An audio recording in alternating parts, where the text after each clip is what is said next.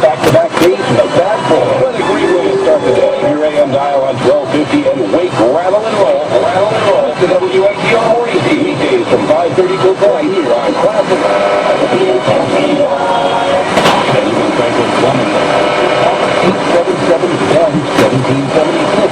Where if there's any delay, it's you they pay. Presents Eye on Weather. WNTR's weekend weather forecast calls for a pre-winter storm warning in effect today with a possible 6 to 10 inches of snow in higher elevations of northern New Jersey. Highs in the low 40s today, going down to around 30 degrees overnight with a continued mixture of rain and snow and blustery winds between 15 and 20 miles per hour.